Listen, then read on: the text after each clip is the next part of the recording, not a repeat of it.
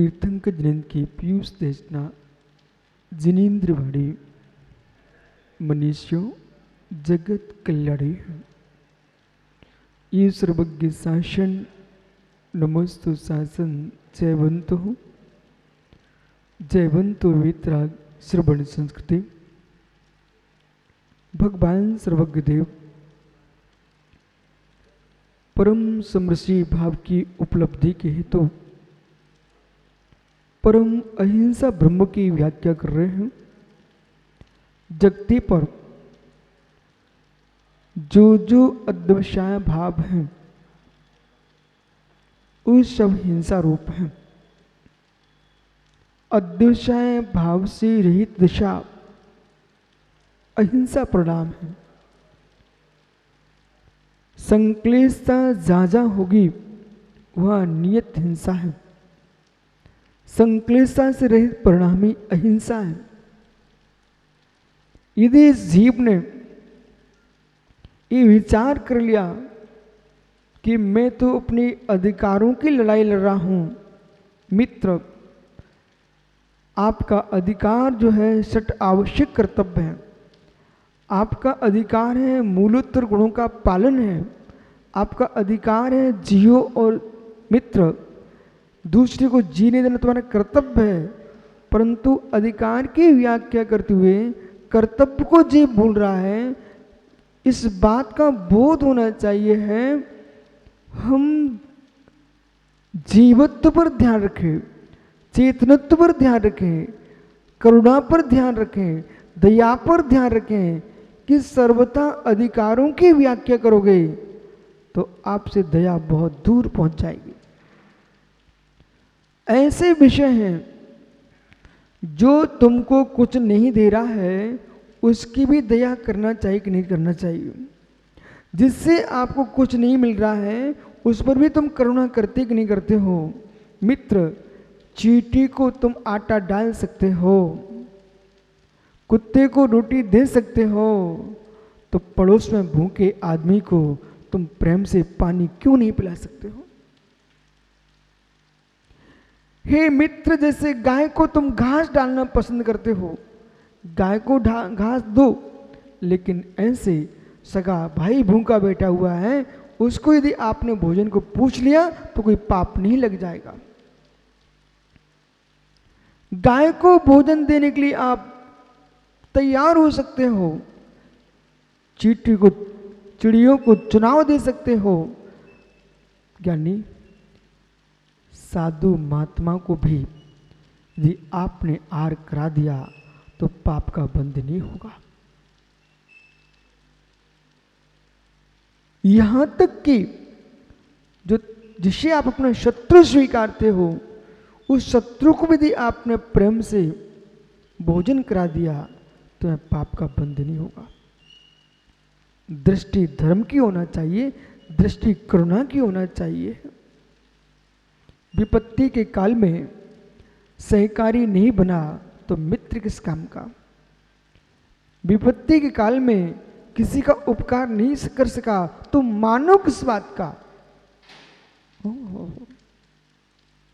कितनी विपत्ति छाई हो, गायों ने तुमको दूध दे रही कि नहीं दे रही है। कितनी विपत्ति छाई हो, वृक्ष तुमको फल दे ही रहे हैं, नदियां कुएं पानी आपको दे ही रहे मित्र, आकाश से बारिश हो ही रही है। कितनी विपत्ति छाई हो फिर भी ज्ञानी प्रकृति अपना सहयोग तुमको दे रही है। हे ज्ञानी तुम भी एक दूसरे से सहयोग करो तो पाप का बंध नहीं होगा। सहयोग करना सीखो।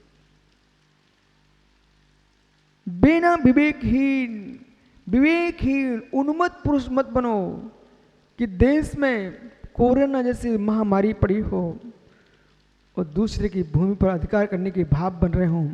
ये उन्मत्त लोगों की चेष्टा है। यानी पूर्व में युद्ध होते थे,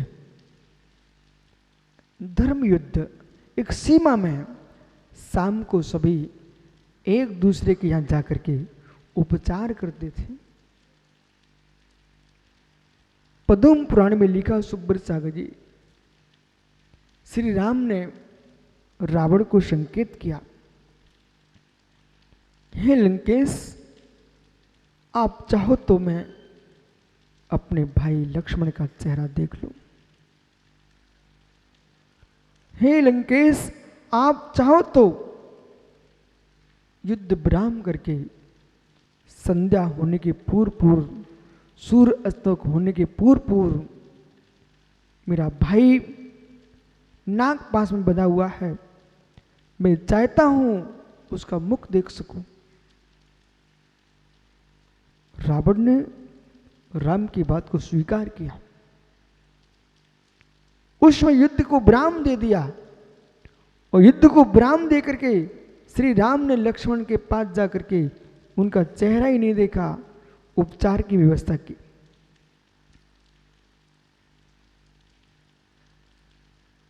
रावण ने स्पष्ट कहा, ये भाई भाई का दुलार है, इसमें कमी नहीं आना चाहिए। युद्ध अपने स्थान पर है, लेकिन रावण ने पूर्ण रीति से राम को लक्ष्मण को देखने को समय दिया। बोल ज्ञानी पवन, दिया कि नहीं दिया? यदि रावण चाहता, बोले अभी तो मौका है, अब राम अकेले हो चुके हैं, तब भी रावण ये सोचता है अब लक्ष्मण तो मूर्छित हैं, कुछ नहीं हो सकता है, नाग पास में है, अकेले राम को एक दिन के लिए विराम देने से युद्ध में कुछ नहीं बिगड़ता है, अगले दिन देख लूंगा। इतना तो विवेक आया, इतनी तो बुद्धि आई कि उसके अंदर इतना भाव तो जगा कि लक्ष्मण का चेहरा देख लेने दो। पर वे लोग कितने क्रूर हैं जो पीछे से वार करते हैं। वे लोग कितने क्रूर हैं जो पीछे से वार करते हैं, और वे लोग कितने क्रूर हैं जो स्वयं को ही गोली से मार लेते हैं। पंडित जी, जरा सी परेशानी खड़ी हुई और लोग आत्महत्या करने के लिए तैयार हो रहे हैं। ये देश में और विश्व में बहुत बड़ा घोर अपराध प्रारंभ हो चुका है।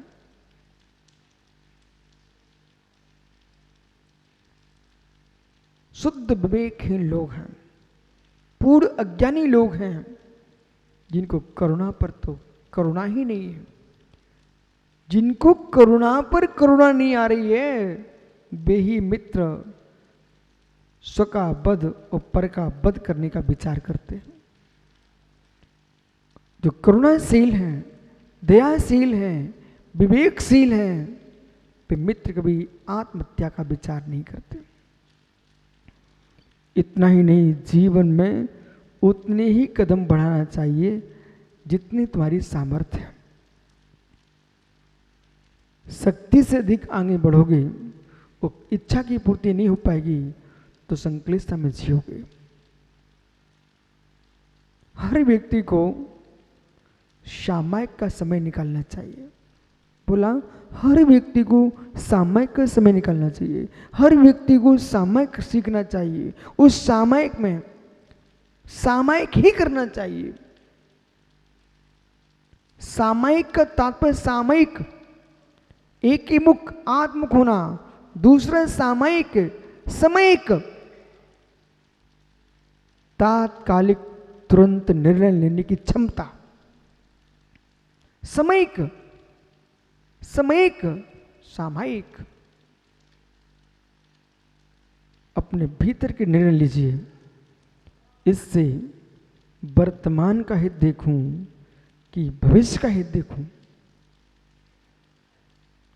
आप लोग व्यापार करते हो, वहां वर्तमान में सुख कहां होता है? आप व्यापार करते हो तो भाई कहीं से माल खरीदने जाते हो तो घर छोड़ के जाना पड़ता आपको। क्या भरोसा व्यापारी ने आपको कहाँ ठहराया है, तुमको दूध पीने को दे रहा है, कहीं जहर तो नहीं मिला रहा है। इतनी सारी की सारी विषमताओं को लेकर के आप विदेश व्यापार करने जाते मित्र, अपना घर छोड़ के जाते हो, ये किसके बल पर? विश्वास के बल पर। लेकिन ये व्यापार कर क्यों रहे हो? वर्तमान का सुख भूल करके भविष्य की चिंता है आपको। यदि हम मात्र ये देखते रहेंगे कुछ हो ना जाए, तो मेरे मित्र कुछ हो ना जाए कुछ सोचोगे ना, तो ऐसे नहीं हो जाएगा तो घर में कुछ खाने को नहीं तो वैसे हो जाएगा। जब खाने को बचेगा ही नहीं तो भूखों मर जाओगे। तब निर्णय करना पड़ता है। अंक में गोद में पालनहारी माँ भी बबलू भैया अपने बालक को बाहर भेजती है, बेटा पढ़ने जाओ, बेटा कुछ करने जाओ। इकलौता पुत्र भी हो तब भी माँ बाहर भेज देती है। कितना अंदर हिम्मत है उसके अंदर, कितनी सामर्थ्य उसके अंदर कि अपने इकलौते बेटे को बाहर भेज दिए हैं। किसके लिए? वर्तमान के लिए। वर्तमान को देख करके, मात्र वर्तमान को देखेगा वो चार बाकी, मात्र वर्तमान को देखेगा, प्रत्यक्ष को ही देखेगा, वो भविष्य में कुछ भी नहीं कर सकेगा। मात्र वर्तमान में जीने वाला है हे मित्र, वो अपने भविष्य का नाश कर लेगा। वर्तमान का सुख देखता है, यानी समझो मैं क्या कह रहा हूं, वर्तमान का सुख देखता है, उसका भविष्य अंधकार में है। वर्तमान का सुख छोड़ना पड़ता है। बेटा ऋतिक, घर में सुख के कक्ष में बैठे हो और अपने भवन की आनंद की अनुभूतियां ले रहे हो। उस काल में आपके मस्तिष्क में ये भाव आए कि मैं मुझे वैशाली जाना है मुनि संघ के दर्शन के लिए, भगवान की वंदना के लिए। ऐसे भाव जैसे मन में आए, तुरंत एक भाव कहता है कैसे जाओ, कितने सुंदर सूखे कक्ष में बैठे हैं, कहाँ रास्ते में कीचड़ में घूमना पड़ेगा, कहाँ मालूम कहाँ ठहरना पड़ेगा, क्या मालूम भोजन मिलेगा नहीं मिलेगा। ये सारे बातें तुम्हारे मस्तिष्क में ऋषभ आने लग जाती ना, मित्र तुम यहाँ आ नहीं सकते थे। वो नहीं आ सकते थे तो वैशाली बासु कुंड के भगवान महावीर के दर्शन नहीं मिलते। और यहां आने पर आनंद आ रहा कि नहीं आ रहा? बहुत आनंद है। यानी जैसे यहां आने पर बहुत आनंद है, इसी प्रकार से जो जीव मात्र वर्तमान को निहार रहा है, भविष्य को नहीं देख रहा है, अब अपने मूल विषय को इस पर, ये तो दृष्टांत था, विषय पे आइए। यदि ज्ञानी किसी व्यक्ति से आपको कोप उत्पन्न हो गया, कषाय भड़क गई, आपको उससे पैसा चाहिए है, आपको कोई द्रव्य चाहिए है, वो तुम्हारा नहीं वापस कर रहा है, आप प्रत्यक्षवादी हो कि परोक्षवादी हो? प्रत्यक्ष मात मानते हो तो फिर आप लड़ने चला जाइए। न्याय शास्त्र का प्रयोग महात्मा समत सागरी अपने मस्तिष्क में न्याय के में लगाइए। अब न्याय का प्रयोग यहां लगाना आप उनको। न्यायिक शब्दों को हम कहीं भी किसी को समझा सकते हैं, न्याय को हम किसी दूसरे को बहुत अच्छी ऊंची भाषा में सुना सकते हैं, लेकिन वो न्याय मेरे मस्तिष्क में लग रहा कि नहीं। यदि मेरे ऊपर किसी ने उपसर्ग किया और मैं ऐसा कहूं सोनू इस आदमी को देख लो, फिर मैं जैन साधु तो दूर है, सब में दृष्टि ही नहीं बचूंगा। बोले क्यों महाराज? जिसने उपसर्ग किया है उसके लिए यूं कह रही इसको देख लो। अरे मित्र, मैं प्रत्यक्ष प्रमाण मात्र को मानने वाला नहीं हूं, मैं शुद्ध जैन हूं। और जैन जो है ना, प्रत्यक्ष मात्र को नहीं मानता है, स्मृति प्रज्ञान तर्क अनुमान आगम को ही मानता है, परोक्ष प्रमाण को ही मानता है, प्रत्यक्ष प्रमाण को ही मानता है, अनुमान प्रमाण को ही मानता है, तर्क प्रमाण को ही मानता है, मित्र प्रतिविज्ञान को मानता है, स्मृति को मानता है, इस सारे प्रमाणों को मानता है और सारे प्रमाणों की जैसी व्यवस्था है वैसा मानता है। न्याय की भाषा में अहिंसा और न्याय की भाषा में हिंसा, न्याय की भाषा में धर्म, न्याय की भाषा में अधर्म। ऋषभ पंडित साहब बड़े बड़े जीव शास्त्रों को भांचने वाले जब यूं कहें कि ऋषभ पोद्दार जी, ये अनुराग अशोकनगर बहुत सता रहा मुझे, आप इसको समझाओ ना। यदि ये भाषा किसी की चल रही है, आप इसे समझाओ ना, मुझे सता रहा है। मित्र, ऐसी भाषा क्यों बोल रहे हैं आप? आप इस बात को क्यों नहीं देख रहे हो? आपसे ज्यादा ज्ञानी तो नारी थी, नारी जानकी सीता, उसका ज्ञान प्रचंड कहलाएगा। कोई न्याय की भाषा नहीं हो रही थी। सीता ने क्या कहा था? जंगल में छोड़ने के उपरांत भी इस मेरे स्वामी का क्या दोष है? मेरे स्वामी का क्या दोष है? ये मेरे कर्मों का ही परिणाम है। ये मंचों पर ही अच्छा लगता है, धर्म चर्चाओं में ही अच्छा लगता है, कि जीवन की वृत्ति में आना चाहिए। यदि अनुराग बेटा आज का विषय समझ में आ गया, स्वप्न में भी व्यक्ति किसी के बारे में अशुभ नहीं सोच पाएगा। स्वप्न में व्यक्ति अपनी आत्महत्या का विचार नहीं कर पाएगा, क्योंकि जो प्रत्यक्ष प्रमाण मानता है वही आत्महत्या करने जाएगा। बोले मैं दुखी हूं, जब जीवन नहीं होगा तो दुख से मुक्त हो जाऊंगा।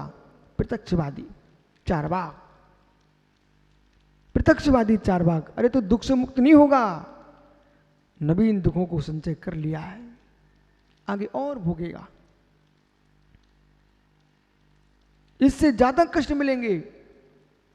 इसलिए अच्छा है जितनी विपत्तियां आना हो, मैं आज स्वस्थ हूं, प्रसन्न हूं, जितनी विपत्तियां अभी आ जाएं, कम से कम अभी मैं धैर्य से युक्त हूं, अधीर नहीं हूं, सबल हूं, निर्बल नहीं हूं, संगी हूं, असंगी नहीं हूं, प्रमत्त नहीं हूं, अप्रमत्त बैठा हूं।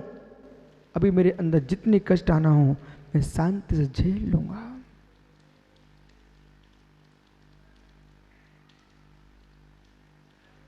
सम्यक दृष्टि ज्ञानी जीव स्वप्न में बदले की भावना नहीं रखता,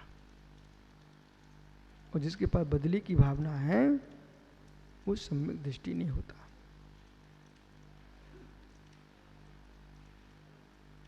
सम दृष्टि नहीं है, सम्यक दृष्टि कैसे हो सकता है? सम दृष्टि ही नहीं है, सम्यक दृष्टि कैसे हो सकता है? जब तक सम दृष्टि नहीं आ रही है, सम्यक दृष्टिपना कहां से आ पाएगा?